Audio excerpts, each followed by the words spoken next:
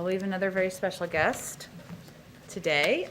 Today we are joined by the Secretary of Veterans Affairs, my former boss, Denis McDonough, who is working tirelessly to build and restore trust in the VA. As you all know, Secretary McDonough served as White House Chief of Staff in the Obama-Biden administration for 4 years. He also served in several roles on the National Security Council, including as Principal Deputy National Security Advisor. Throughout his service at the White House, Secretary McDonough helped lead the Obama-Biden administration's work on behalf of military families and veterans. He has a busy schedule, as all of our cabinet members do, but he has kindly agreed to also take a couple of questions after he speaks, and I will, as always, be the bad cop. Come on up. Jen, thanks so much. It's a total joy to be working with you, as it always is. And good afternoon to everybody here. It's nice to see some old friendly faces. I want to obviously thank Jen for inviting me today to speak about the importance of the American Rescue Plan, particularly as it relates to its support to the VA to provide quality care to our veterans, especially during the very challenging pandemic. Like other hardworking Americans, veterans have been severely impacted by the coronavirus pandemic. Countless veterans have lost jobs, closed businesses, homeschooled their own children, and faced uncertain prospects while our nation grappled with the pandemic. And like the rest of the country, many veterans were directly affected by the deadly virus, with more than 230,000 veterans in our care infected by it, and sadly, 10,605 dying from the disease. At the VA, we've risen to the challenge of combating this deadly pandemic. Our integrated healthcare system, the largest in the nation, has been running nonstop since the start of the pandemic to provide much-needed care to infected veterans and vaccines to those most at risk. To date, more than 1.4 million veterans have been vaccinated, with more than half of them having gotten both vaccines. And we're making sure that equity is at the forefront of where and how we distribute vaccines. At the same time, we continue to deliver routine care while mitigating the spread of infection. VA is leading the country in standardizing the use of telehealth for routine doctor visits. We're partnering with community and service organizations so that vets do not forego checkups because of broadband limitations. Last year, for example, in March, VA averaged approximately 2,500 telehealth visits a day. Last month, February, we averaged nearly 45,000 such visits a day. As you can see, this is a major increase, and we need the funding in the ARP to sustain this op-tempo for our veterans so we can continue to push through the pandemic. Lastly, before getting into a little bit more detail on the health situation, the Veterans Benefits Administration continues to help veterans cope with the economic impact of the pandemic, from helping veterans avoid eviction and foreclosure to making sure that veterans can continue to rely on their GI Bill to pay for tuition. We make sure that VA can continue to adapt to these challenging times, and the President's American Rescue Plan will do just that. It will provide $17 billion in additional funding to VA, to include at least $13.5 billion to improve our ability to provide medical service to veterans affected by COVID, $272 million to cut through the backlog of disability claims, and help us manage the compensation exams that have access to which have worsened as a result of the pandemic, and $386 million to develop a rapid retraining program for veterans unemployed as a result of the pandemic. Now, let me just give you one other figure for you to consider. Since the start of the pandemic, 19 million appointments have been changed, canceled, or deferred as a result of the pandemic. 19 million. What we believe is, obviously, we've been able to compensate for those through the telehealth platforms, but not for all of them.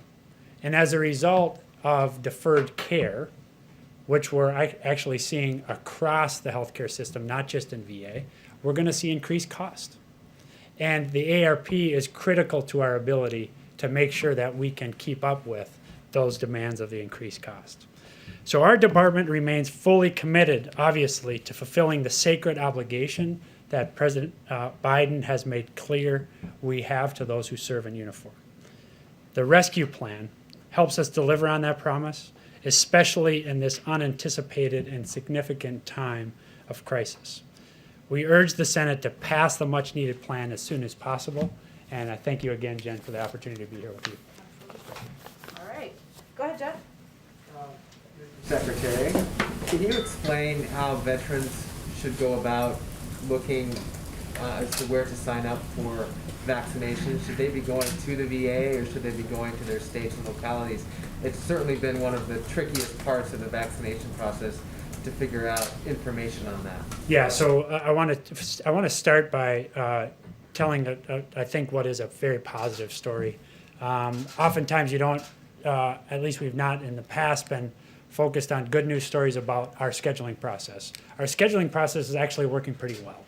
And so the first answer, Jeff, is those veterans in our care, currently in the 75 and older and 65 and older, who are our particular focus at the moment, should be hearing from our schedulers. And our schedulers are in contact with them. And if you just take an example of the VA here in DC, they're moving through on some days, something like 80 veterans vaccinated in an hour. Now, that's obviously because of the vaccinators, it's because of the pharmacists, it's because of the nurses, but it's also because of the schedulers. And they're doing an amazing bit of work. So the first thing is they should be hearing from our schedulers. The second thing is we have a bunch of information on our website at va.gov, including how to get access to opportunities. And then we're working also with VSO partners and directly with veterans through even my office, whom we're hearing from, to make sure that they have the most recent information. Are there examples of frustrations? Absolutely. But we're staying obviously on top of this, Jeff, trying to be as transparent as possible. And in the first instance, reaching veterans directly to schedule them. Are there examples of overlap too, where veterans are maybe going to the VA, but also hearing from their local, or going to their state or local facilities as well? Definitely. And many of our veterans are obviously, this is the beauty of the integrated system, which is we provide care across the range of services. And so many of our, the over 6 million vets who are with us, rely on us for care across the board, are very sophisticated consumers of care. But then we have up to 9 million who are enrolled in the VA system, and they have choices, and we're seeing them make choices. But again, we are trying to be as affirmative and on the front foot as we can be so that we're providing that kind of information. I guess what I'm getting at, and sorry to ask one more, is isn't there some inefficiency there that would be a problem? Like if veterans just knew we can get our shots from the VA, that will clear space at these other facilities for other people, and it would ideally give them priority at the VA. Yeah, and I guess my answer isn't that there's not overlap and that there's not competition. There obviously is. But I think what we are seeing, Jeff, is that we are very efficiently moving veterans who qualify through the system, and we're hearing very positive feedback on that. There inevitably is going to be some overlap, and that's what we're trying to get ahead of with forward contacting and also providing information as clearly as we can about dates and times for vaccinations, how those clinics are going to function, but also not have it just be a jump ball, actually have it be scheduled so we can efficiently get vets through the system. Thank you. Thank you, Mr. Secretary. Can you talk about what the biggest challenges are in getting as many veterans vaccinated as possible? And secondly, is a part of that hesitancy at all? Because I know Pentagon officials have said about a third of troops have not opted to get the vaccine. Yeah. So what are the challenges, and does that include hesitancy? Well, the biggest challenge is supply, and that's why we really need the American Rescue Plan. You've heard the president say this, you've heard Jeff Zients say this, you've heard Jen say this. We have more demand right now than there is supply.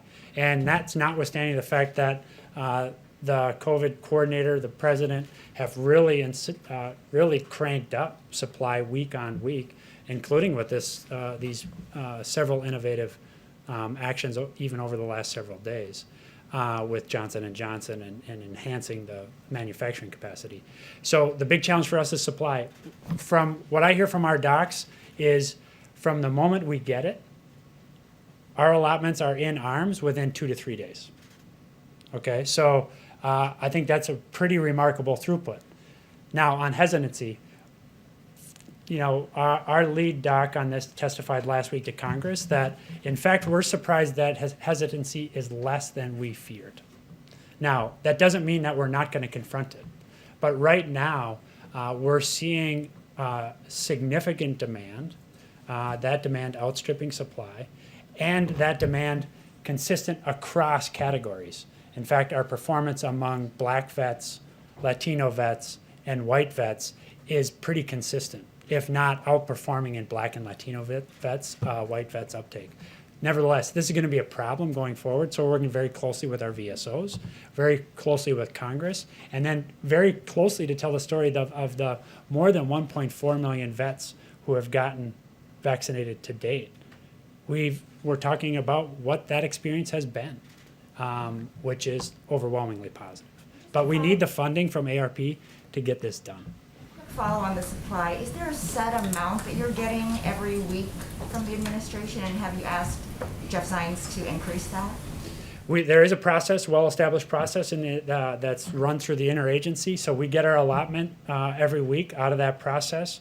We then channel it out to what we call our VISNs, which are our regional setups across the country, based on their population of the target populations. So we have a very straightforward, transparent process by which we get our allotment and dish it out. Now, I think the question over time is we're trying to demonstrate at VA that we're very efficient at moving it through, in the hopes that as there's extra, that it comes our way. So, for example, about 3 weeks ago, there's 200,000 doses.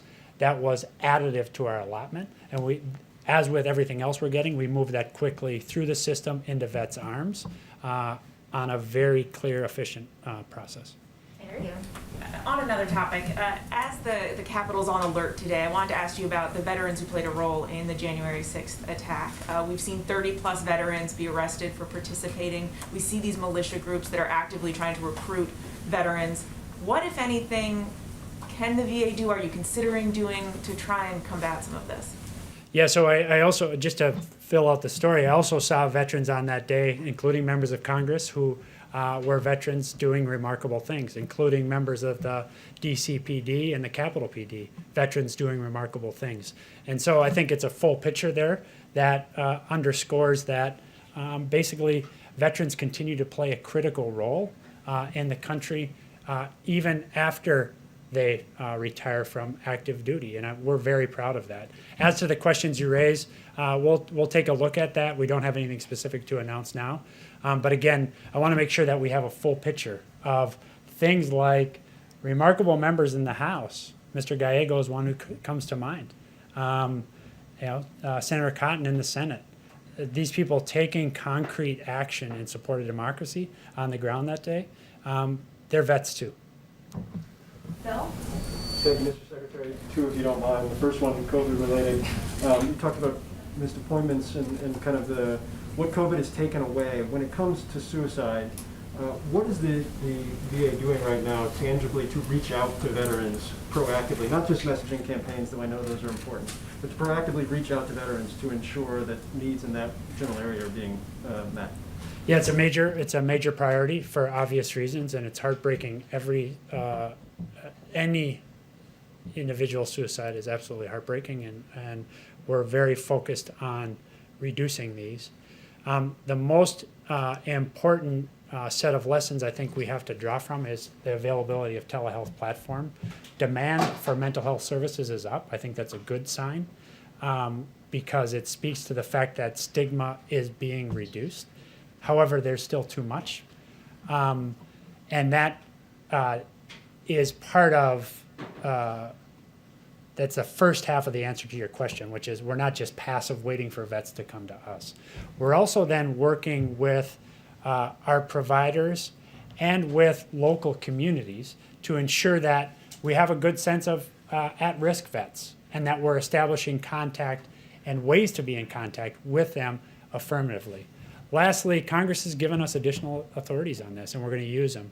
The Hannon Act was just enacted. In fact, I was just speaking with Senator Bozeman from Arkansas about this earlier this week. He and Senator Tester spent a lot of time on this question, giving us new authority to make grants in local communities using local providers who know their communities best to ensure that we're providing assistance to those vets, at-risk vets, and making sure that we're doing things like reducing the stigma.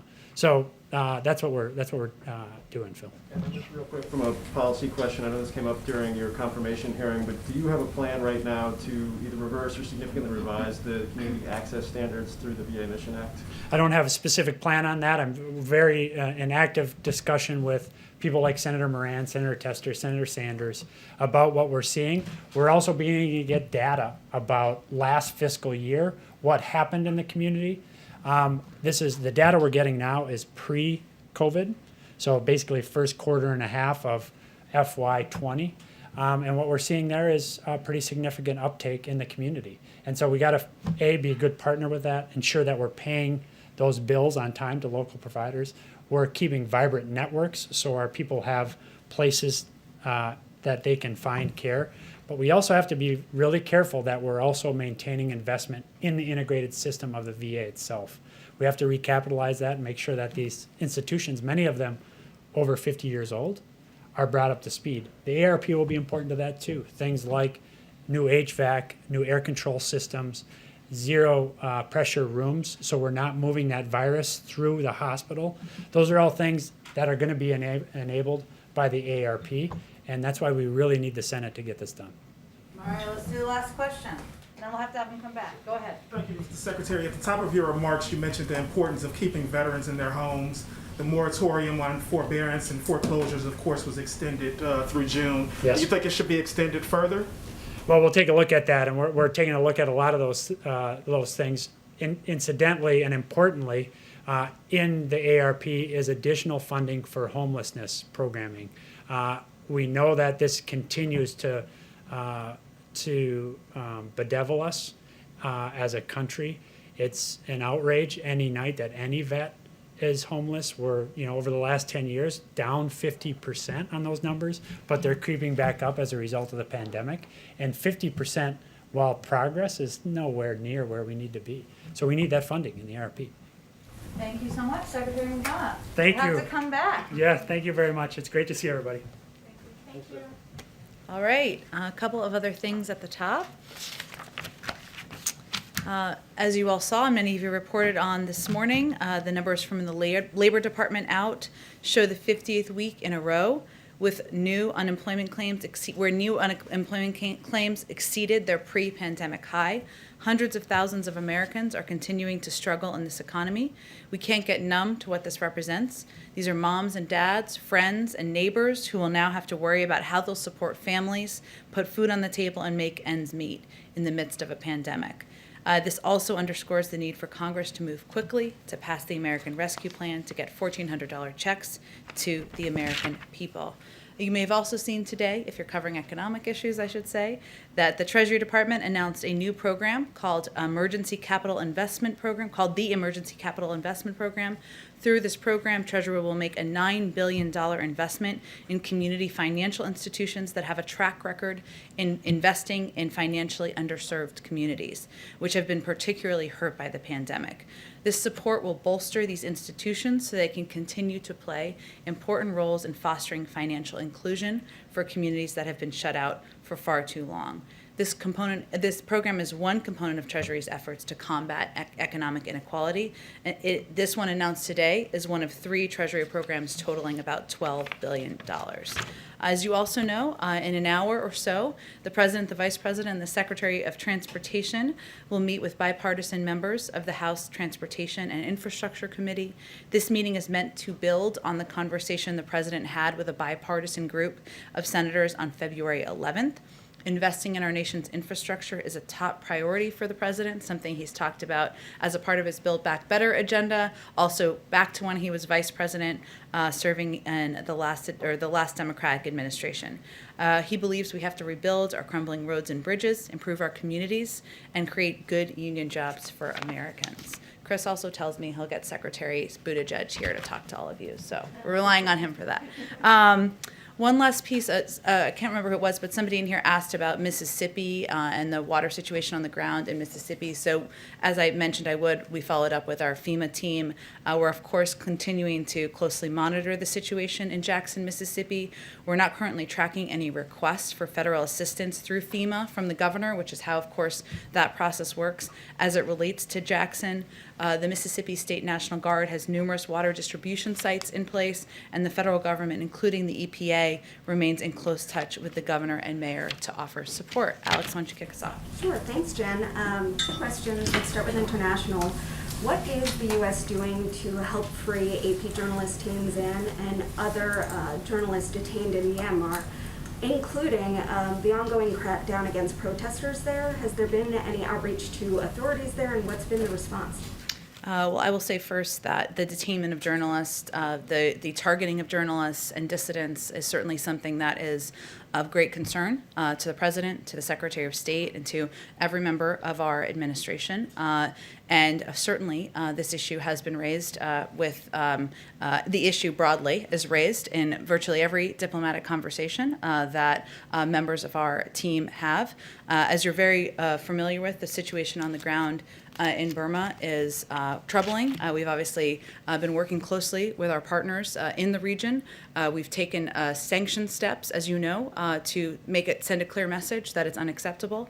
I don't have any diplomatic conversations to update you on. Those would likely happen through the State Department, so I would certainly suggest you reach out to them directly. And then domestically, we've seen a couple of high-profile IG reports out this week about former Trump officials.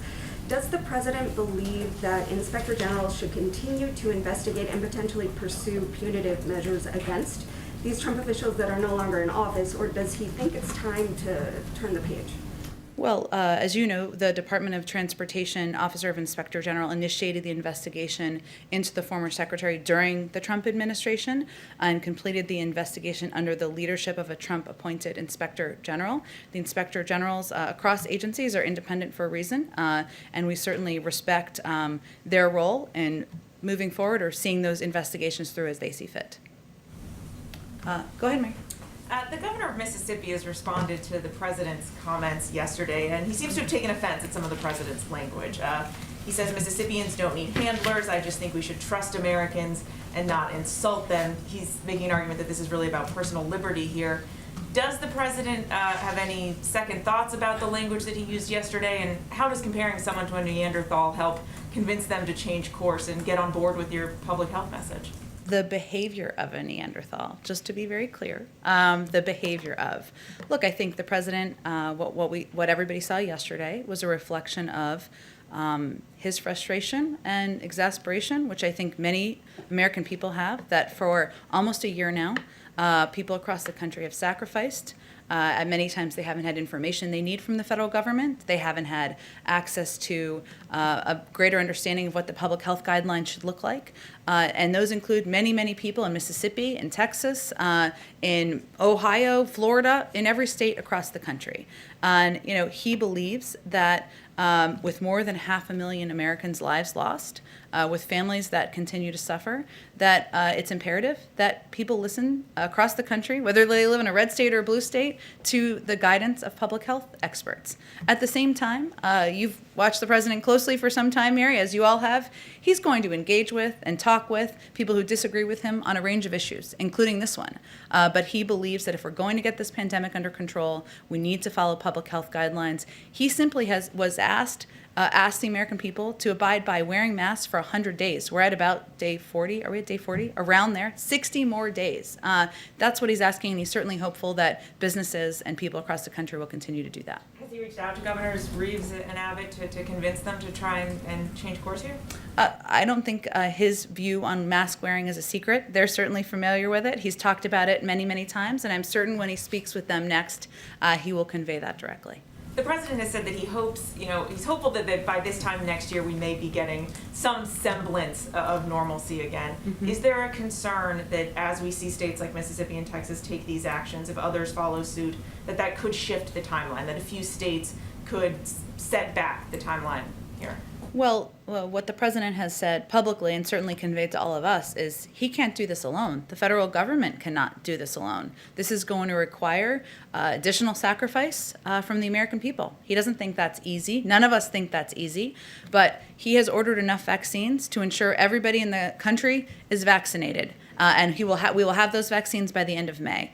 But it will require ongoing social distancing, ongoing mask wearing, as we've been talking about, and it will also require the American people getting the vaccine. He can't force individuals to do that. So he can just project the recommendations of public health officials. He can take steps, as he has over the last couple of days, to ensure that communities are prioritized who are playing key roles in society, but he can't do it on behalf of the public, and it is going to require the public to play an important and vital role here too. Just one question on vaccines. The president has been pretty critical of the prior administration's handling of this pandemic, saying you inherited a mess here. But when it comes to vaccinations, you are following some of the same playbook here. So does the prior administration deserve some credit for laying the groundwork? Which ones are we following? Well, for instance, former Trump HHS Assistant Secretary Admiral Brett Giroir has said that you're following 99% of the playbook they created on vaccines. He has said that the prior administration deserves more credit here for at least getting the ball rolling on some of these. I don't think anyone deserves credit when 500,000 people in the country have died of this pandemic. So what our focus is on, and when the president's focus is on when he came into office just over a month ago, was ensuring that we had enough vaccines. We are going to have them now. We had enough vaccinators and we had enough vaccine locations to get this pandemic under control. There's no question, and all data points to the fact that there were not enough of any of those things when he took office. We are open-eyed about the challenge we continue to live under, and that's why he has been focused every single day and doing everything possible to get the pandemic under control. But there were shortages in all those areas, which were preventing us from moving forward on getting the pandemic under control. Go ahead. I have a couple on the COVID bill, but to start with, the previous administration put an end to regular reporting of specific troop levels in Afghanistan, Iraq, and Syria. I understand this is the Pentagon's bailiwick, but will the president commit to once again reporting specific troop levels in those three countries under his administration? Well, certainly, we, of course, would work with the Pentagon and our national security team to ensure that transparency remains a priority, or is reprioritized, I should say, under this administration. I mean, I'd have to talk to our national security team and our team at the Pentagon about any restrictions they have, but that remains a vital priority for this president and something I know he's projecting to his entire team. And on the COVID bill, last night when the president was speaking to House Democrats, he said, I know we're all making small compromises, as he tried to work everybody to support the bill or thank them for supporting their version of the bill. What exactly has the president asked moderates to compromise on in this process up to this point? You'd have to ask them that question. The president has been clear that he is unmovable on the size of the package, $1.9 trillion. And as you know from covering the Hill, that was a size that some expressed concern about. He has been unmovable about his view that Americans who need help the most should get $1,400 checks. There were some who spoke openly about their concern about that. And he has been very clear that state and local governments need assistance now to keep cops on the beat, to keep teachers, to keep firefighters employed, and to keep state and local governments functioning. I'm sure there may be other issues that they have concerns about. I'll let them speak to that. But he has been insistent that the scope of the challenge requires this size of a package, and in order to address these twin crises that we're facing, it needs to have these key components included. And then last one, again from the president last night to House Democrats. He made the point to them that this will make everything more possible to get done. I think I'm quoting properly there. Passing this now. Is that the kind of theory of the case here? You get this done at this scale, and all of a sudden some of the difficulties you may have in the U.S. Senate become less so because people see that you were able to produce. I just want to make sure that I understand kind of his thought process going forward. I'm not sure what the context of that comment was. Can you tell me more of the context of it? Yeah, I don't have the full thing in front of me. Sorry about that. I was just struck because he said, if I will paraphrase, Mhm. promise I'm being accurate when I paraphrase this, that the idea being that if they get this done, there will be more trust in government, and if there's more trust in government, therefore, people will be willing to get behind maybe the priorities that House Democrats have going forward, whether that's on infrastructure, whether that's on climate, any of those things. He didn't list those off. And so I guess that's my question is, does the administration look at the American Rescue Plan and say, this is our springboard to doing even more broad-based, more bold, in the words of the administration, legislative proposals in the future? We don't look at it through as political legislative of a lens as you just outlined, but I will say that the president came into office knowing that getting the pandemic under control, helping address and put people back to work, the millions and millions of Americans who are struggling to make ends meet, the 1 in 7 American families that can't put food on the table, that he knew that those would be his top 2 priorities, his top 1, 2, 3, 4, pandemic, economic recovery. And that is what this package is meant to help address. And what I've heard him say, and this sounds consistent with that, while I don't know the full context of this, is that of course he wants to build his agenda beyond getting the pandemic under control, beyond addressing and stemming the tide of an economic crisis, because he believes that investing in infrastructure is imperative and long overdue. He believes that modernizing our immigration system is long overdue and is good for the American people, good for our economy. He believes there needs to be more done for caregiving. He believes we need to do more to protect our health, to ensure more people have access to health care. So there's no question that he views the early part of his presidency as focused on these twin crises, but he is hardly going to be done with his agenda and work once we have this package signed into law. Go ahead, Mario.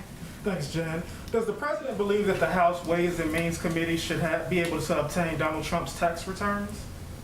We certainly leave that up to them. The president spoke about this on the campaign trail, but his focus at this point is not looking backward at the former guy, as he has called him in the past. But yesterday, the Treasury and the administration at large asked for more time on how to respond to the subpoena. He won't weigh in on that, the president? We'll leave it to the Treasury Department and Department of Justice, and our focus is on getting relief to the American people, on getting the pandemic under control. That's keeping us pretty busy, so we'll leave that work to others in the federal government and in Congress. Go ahead. One more, if I can, economic based. Sure. Gasoline prices are approaching $3 per gallon for the first time since 2014.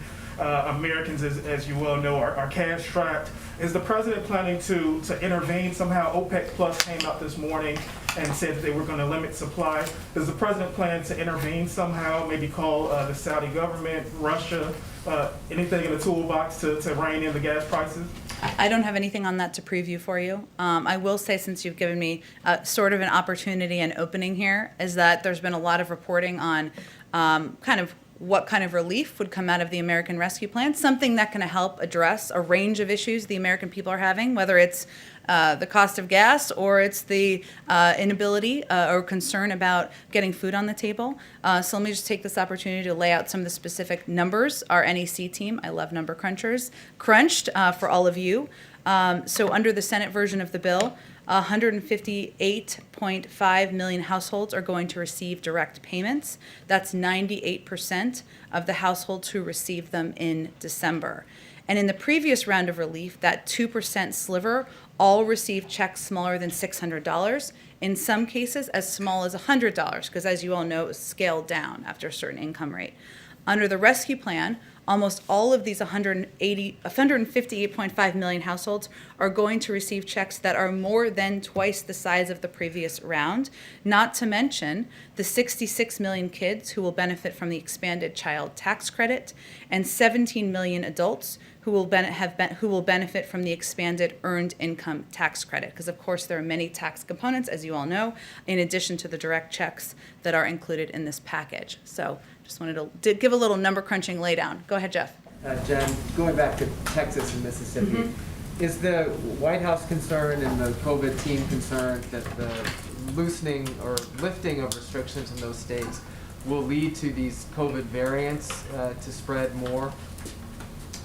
Well, one of the reasons that our health and medical experts have continued to call for the American people to wear masks, to social distance, to get whatever vaccine they have access to, is because many of them of these vaccines have shown to be effective in addressing the variants, and because we've seen a spread of variants reportedly in some of these states. So I would say, Jeff, that our concern here is on the health, welfare, well-being, and survival, frankly, of people across the country. And in states where the guidelines are not, or where the recommendations from leadership is not following health and medical guidelines, we have concerns about the impact on the population.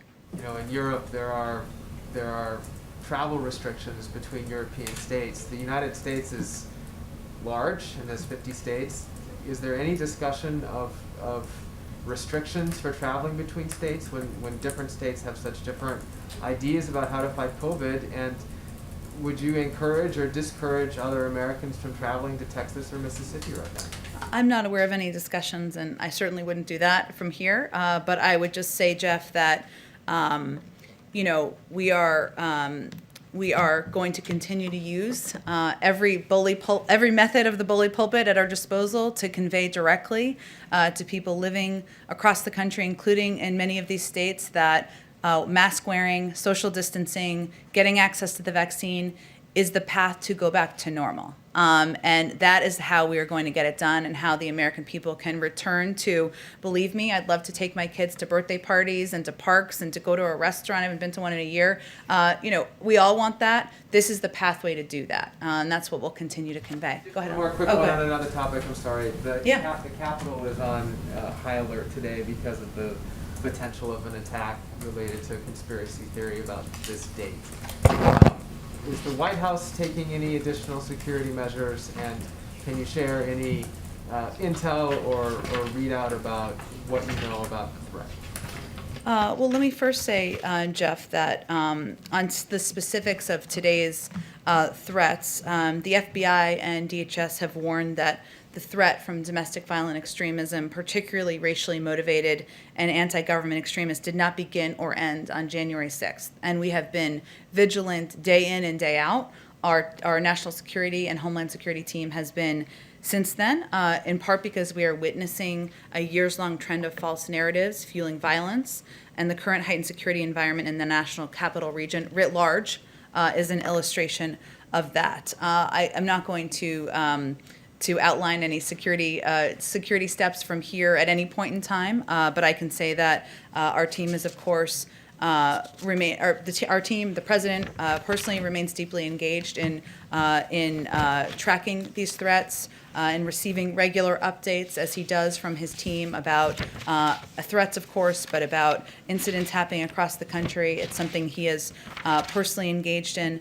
It's reflected in the comprehensive review he ordered in his first week of the job. He's also a diligent and an eager consumer of intelligence. And as you'd expect, appropriate elements of the intelligence community and law enforcement are providing a steady pace of information and analysis on a regular basis on domestic violent extremism in the country. Go ahead. Thank you, Jen.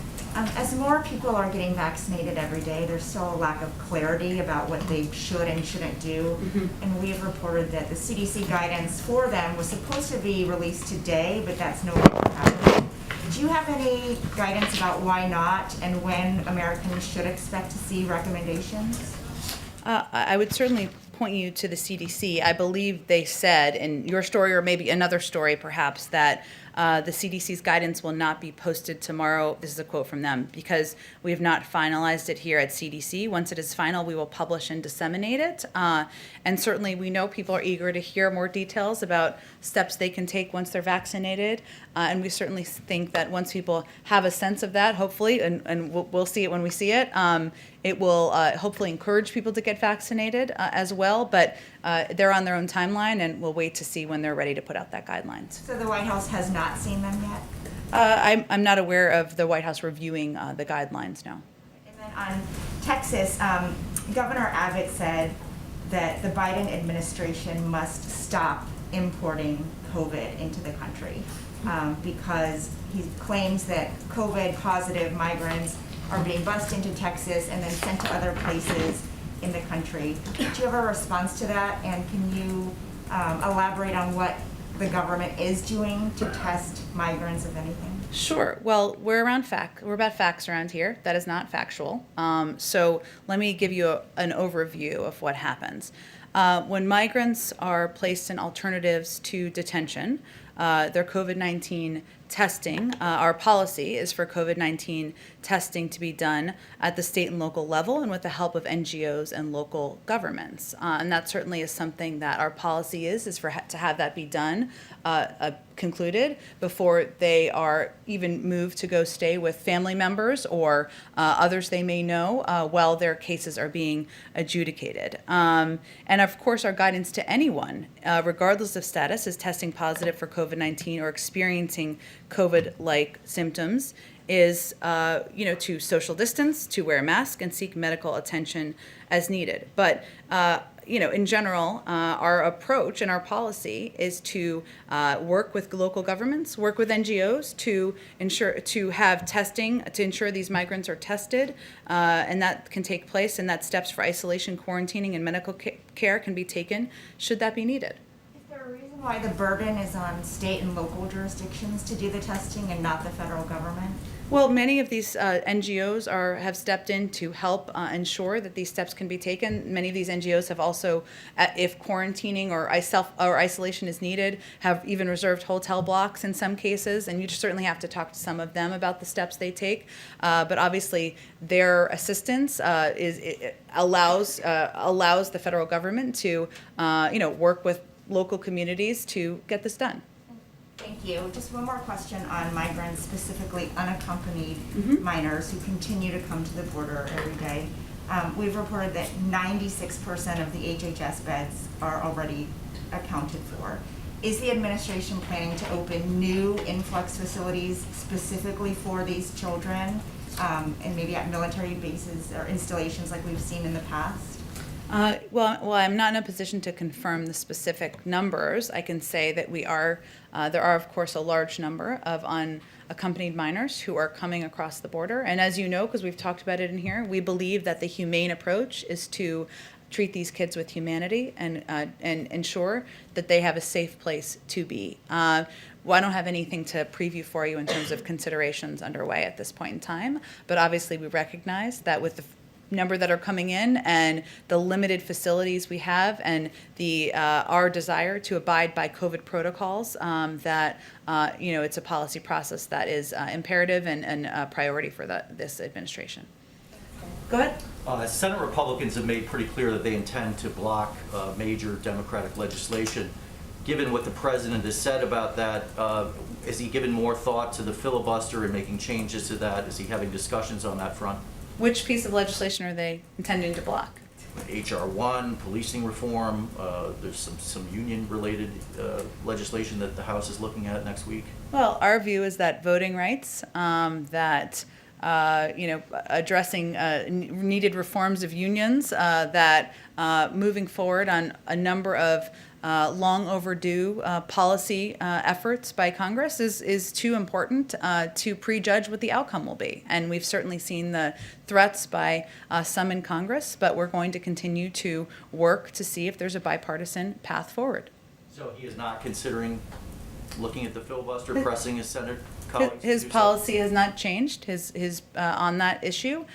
He believes that there is a path forward to work with Democrats and Republicans to get business done for the American people, and he'll continue to make that case. And secondly, why hasn't the president signed the paperwork to lift raise the refugee cap? The State Department has been booking flights, but has since canceled those. Well, I would refer you to the State Department. I know that they have to have systems in place in order to implement policies like that, but will have more details on where things stand. And just lastly, on HR 1, it includes some restrictions on so-called dark money, secret money. The president, his allies have just formed an outside group. Will he instruct them to make those donors to that group public rather than keeping them secret? Well, I'm not sure he's in the position to instruct them. That's not the relationship we have, but he certainly can, I would refer you to them on what their policy is going to be for making donors public. He can make his position known though, right? And he's spoken to this issue in the past, but I don't have anything to, I would point you the outside group to for any further comment on that.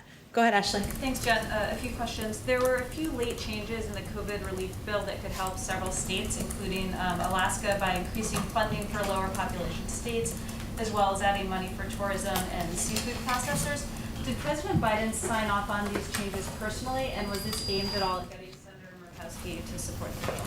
I would say the majority of negotiations at this point are between senators themselves in Congress, and that's where the discussions are. Of course, the president is engaged with members, as you know, who are here sometimes in the Oval Office, who he talks to on the phone. But I'm not going to outline any more particulars for you, other than the majority of negotiation is between senators in Congress. Schools, we know the administration's goal for the first 100 days.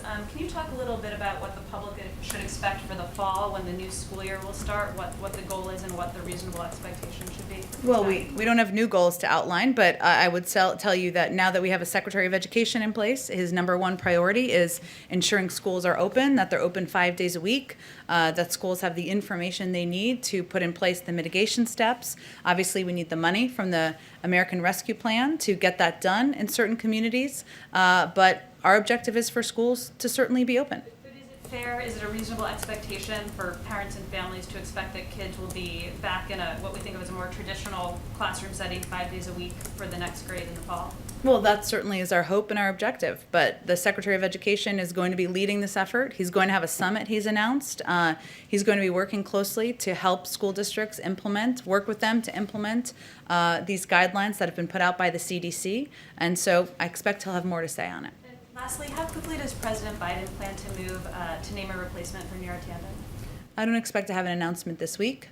Beyond that, I don't have anything to preview for you. I would say our focus right now is on getting the nearly half a dozen cabinet nominees, including our nominee to be the Attorney General of the United States, through Congress, because those are essential roles we need to have in place leading these departments. As you know, he's nominated an incredibly qualified and well-respected woman, Shalanda Young, to be the deputy at OMB, and we're certainly hopeful Congress will move forward on that, and then she would be in a place to be the acting head while we go through the process of nominating a replacement for Neera. Go ahead. On the border, is the White House or the administration planning to ask FEMA to assist with the influx of children coming across the border? And if so, does that mean that you consider it an actual, genuine emergency? Well, I would say that that's probably a question for the Department of Homeland Security, who obviously oversees that, and the Department of Health and Human Services, who oversees the facilities and the shelters where these kids are.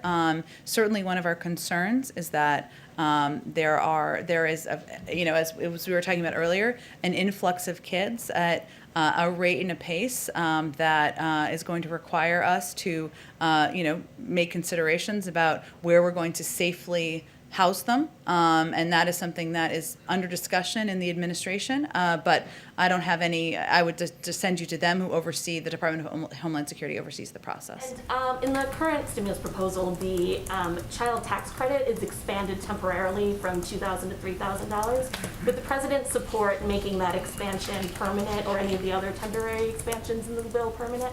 Well, the president is interested in exploring options for making the child tax credit permanent as part of the Build Back Better agenda. He's been heartened to see bipartisan support for ideas like this, including from Republicans like Senator Romney. But we'll have more to say about all of that once we get the rescue plan passed. And just one more. The president has traveled back to Wilmington a couple of times since taking office. The CDC does still urge people not to travel for personal reasons. Obviously, presidential travel is very different than commercial travel, but should the president be doing more to set an example about personal travel during the pandemic?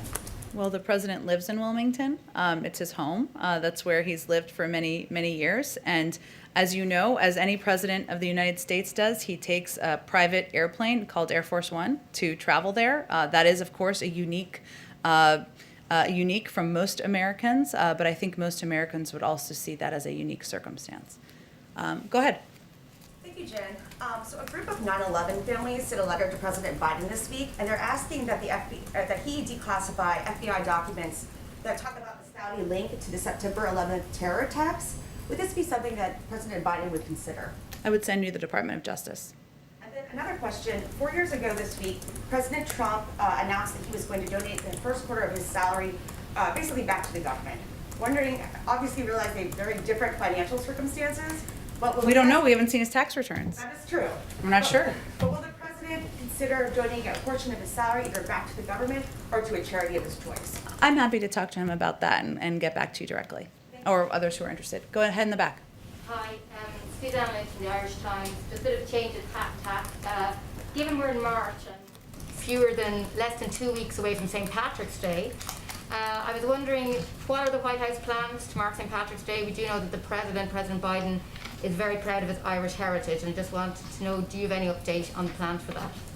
I don't have an update on specific plans, but the president has a special place in his heart for the Irish, as do I, and I expect certainly we'll have more details to share in the coming soon, given as you said it's 2 weeks away. Of course, any recognition of St. Patrick's Day would look different but from past years, but we will certainly mark the day and we'll have more to say on it as we get closer. And just a second question on trade. This morning, the Biden administration suspended tariffs on UK exports as part of the Boeing Airbus ongoing dispute. But also on the on this area today, and there are continuing tensions around Brexit in Northern Ireland, and the UK has been accused of reneging on international law for the second time over a delay in imposing checks between Northern Ireland and Great Britain.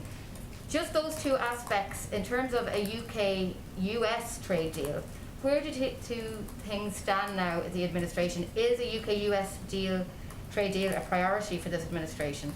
Or are they concerned? President Biden has said before that, and I quote, any trade deal between the US and UK must be contingent upon respect for the Good Friday Agreement in Northern Ireland. So that certainly remains the case. I will say, 'cause since you brought up, and everybody may not be following the suspension of tariffs news this morning, in a joint statement, the United States and the United Kingdom announced a 4-month suspension of tariffs related to the ongoing large civilian aircraft dispute, and the 4-month tariff suspension was agreed to ease the burden on industry and take a bold joint step towards resolving the longest-running dispute, one of the longest-running disputes at the World Trade Organization. And certainly President Biden has been unequivocal, I should say, in his support for the Good Friday Agreement. This agreement has been the bedrock of peace, stability, and prosperity for all the people of Northern Ireland. We are also welcome cooperation between our British and Irish partners on the Northern Irish Protocol and the recent strong statements on these governments' full commitment to the Good Friday Agreement. Finally, one on the Boeing dispute. The fact that the UK has moved to suspend these tariffs on UK exports, is this a sign that the US is prepared to reach some kind of negotiation settlement with the EU on the tariffs on this very long-running disagreement over Boeing and Airbus? I don't have anything to preview for you on that. This is just, of course, an announcement made this morning. It was meant to de-escalate the issue and create space for a negotiated settlement to the Airbus and Boeing disputes. But in terms of additional steps, I don't have anything to preview for you. Go ahead. Thank you, Jen. You mentioned earlier on masks. You referenced the president's frustration and exasperation with people who are not following the science. It would appear that notwithstanding, there are still millions of Americans out there who are not following the science, so certainly in places like Texas, Mississippi, South Carolina, and other places. So I'm wondering, why doesn't the president consider ratcheting up his rhetoric beyond Neanderthal and personalizing his concern? Why doesn't he think about saying, folks, here's the deal. If you don't wear your mask, people are going to die because of you. That would certainly get people's attention. Well noted. I will say the president has been clear that if people wear masks for 100 days, 60,000 lives could be saved. And he has been clear. He did a whole PSA during the Super Bowl about it, about the benefit and impact of mask wearing. He also, though, does not believe that people of any state or any American should be hurt by the guidance of their leadership. And so that's why he's spoken directly to the American people. We all have, or we all are trying to, about the impact of mask wearing, of social distancing, and of taking the vaccine when people can have access to it. Go ahead in the back. To the EU and China, what does the president expect from the Europeans in terms of confronting China, which he calls a strategic competitor? And how does the president see the EU-China investment deal which they struck shortly before he took office? Well, I will say first that in the president's engagements with leaders in the European Union, which were many of his first and early discussions, the relationship with China and working together in partnership and in lockstep was certainly central to all of those discussions. In terms of the specific trade agreement or negotiations, I guess I should say, that was announced shortly before he took office, I believe we spoke to that at the time. I don't think I have anything new to preview or convey to you about that. Thank you, Jen. Oh, sorry, I didn't get to one person. Sorry, Alex, go ahead. I appreciate it. Two questions. First of all, wanted to ask about something we're hearing from a lot of Republican senators on some of the nominees at EPA and Energy is the idea that they oppose them not necessarily because of the nominees themselves, but because they believe they'll be taking orders from White House advisors Gina McCarthy, John Kerry. Just wondering if you could respond to that and talk about how the White House envisions their role in relation to the actual Senate-confirmed heads of those agencies. It really depends on the agency. As you well know, some are independent, some are not independent. Obviously, anyone who's a nominee to lead a cabinet agency that is not independent is there in part to deliver on the agenda and the policies of the President of the United States. And they certainly know that when they walk into the jobs. But he also welcomes debate and welcomes proposals and welcomes ideas on how to address the various crises we're facing, including the climate crisis. So it really depends on who you're speaking to or who you're speaking about. I think the president feels confident that his nominees across the board are qualified, they're experienced, they're prepared to do the job, and he's eager to have his team in place and hopeful that the Senate moves forward to confirm the remainder of his nominees. And then if I could also, any White House reaction to Microsoft and this hack that they're talking about, is the president taking any steps, being kept up to date, being briefed on this? I'd have to talk to our cyber team about that and see if there have been any updates or briefings on our end. Go ahead, Ashley. Following up on Shalonda Young, you said that the hope is that she'll be the acting director. She has a ton of support on Capitol Hill from the CDC, from House Democratic leadership. Why has the administration not just gone ahead and nominated her to be the official director?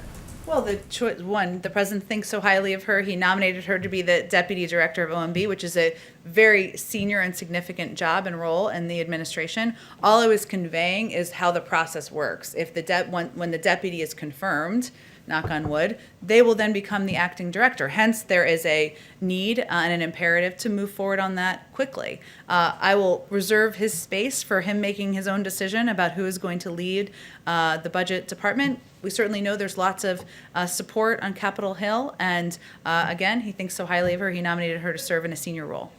Thinks so highly of her. I guess, why is the obvious next step not just to appoint her to that top position? Well, Ashley, there's a range of individuals in the country who are qualified for the job, so we'll leave him the space and time to make a decision about who he'd like to nominate as a replacement for Neera Tanden. Okay, last one, actually, I'm sorry, we've gone over now. Go ahead.